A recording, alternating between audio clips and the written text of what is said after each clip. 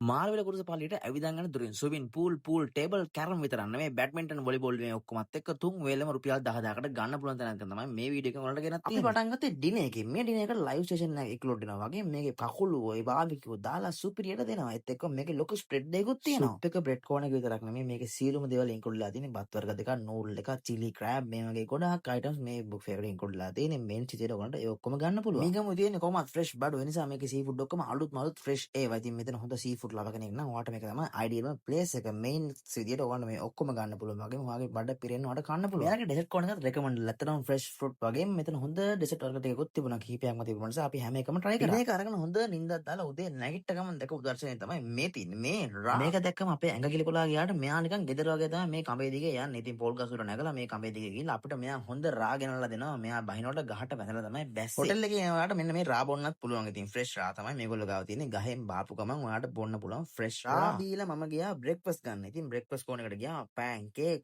පාන්, ඉදියාප්ප, කිරිබත් විතරක් නෙමෙයි හැම જાතියෙම breakfast වර්ග මේගොල්ලෝ ගාව තියෙනවා. ඔයා කැමති ඕන දේ මෙතනින් ගන්න පුළුවන්. වගේම drinks උත් තිබුණා. ඒ වගේම තේත් තියෙනවා මේගොල්ලෝ ගාව. tea, coffee විතරක් නෙමෙයි plain tea තියෙනවා. වගේම තමයි රසත්. මේ කෑම හැම එකම වගේ ඇත්තටම හරිම රසයි. මොකද well qualified chef ලා තින් තමයි මේ කෑම ඔක්කොම හැදෙන්නේ. තමයි අපිට හම්බෙච්ච room එක. මෙයාලගේ room facility එකත් ඇත්තටම recommendable. මොකද මේක maintain කරලා දෙනවා හොඳට. ඒත් එක්කම හොඳ clean rooms තමයි අපිට හම්බෙන්නේ. ඔයගොල්ලන්ට honeymoon packages මේගොල්ලෝගෙන් ගන්න පුළුවන්. ඔයා beach ලව කෙනෙක් නම් මෙයාලගේ private beach එකකුත් තියෙනවා. ඉතින් නිදහසේ ගිහලා ඉන්න පුළුවන්. ඔයාලට beach එකේ කැමති විදියකට. එන්න යන lunch buffet එක පැත්තට බලන්නකෝ varieties ගොඩ soup වර්ග starters mains ඔක්කොම මේ ඔක්කොම මේකට include වෙලාමයි තියෙන්නේ. බත් වර්ග දෙකක් noodle එකක් එක ලොකු spread එකක් තියෙනවා මේගොල්ලෝ. කොහොමද dessert set එක?